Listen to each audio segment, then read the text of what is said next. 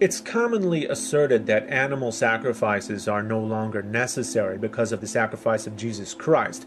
Both were means to the same end, to account for sin. Furthermore, animal sacrifice was supposed to illustrate and foreshadow Jesus' sacrifice. There are some important distinctions, however, that show how Jesus did not actually meet the criterion for a sacrifice. Consider these 5 points. Unlike an animal, Jesus was a willing participant in his sacrifice. This isn't a terribly important point, but I think it's a detail worth mentioning. It is the person who chose the animal to part with, often a prized animal. Therefore, the sacrifice would be less meaningful if it were the animal who took the initiative in volunteering to be sacrificed, rather than the person being the one to make the difficult decision of choosing an animal. Which brings us to point 2. People killed animals they valued, which is what made the sacrifice meaningful. But the people who killed Jesus did not value him, which brings us to point 3. Animals were killed specifically because they were intended to be a sacrifice for the people who killed them. A person offered an animal to God and killed it. Not so with Jesus. The people who killed Jesus did not intend for him to be a sacrifice at all, and were unaware of his death being any kind of a sacrifice. Jesus was not an offering, in other words, by the people who killed him. God offered Jesus to himself, which is an illogical way for mankind to atone. If mankind knowingly offered Jesus, then at least that would be consistent with the concept of sacrifice.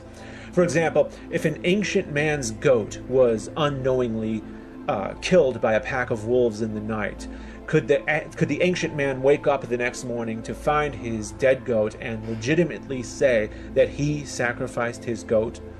No, of course not, as is the case with Jesus. But even if mankind knowingly offered Jesus, one could still argue that it's unfair to allow an innocent man to be held accountable for the guilty, even if such superstitious practices were consistent with the culture.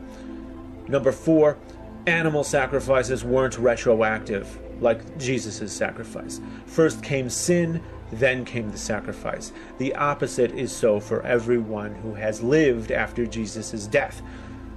It would be shallow and insincere to kill an animal as an insurance policy just in case you sin in the future, or to, for example, kill your goat on a Friday because you plan to have sex with your mistress on Saturday. This way, the sacrifice loses most of its meaning because you can sin with the assurance that a sacrifice has already been made on your behalf, like the so-called sacrifice of Jesus Christ. And 5, lastly, if an animal came back to life after it was killed, then it would be impossible to sacrifice it. One could argue that Jesus was never actually sacrificed at all. So consider this illustration. Imagine that you're living before the time of Christ.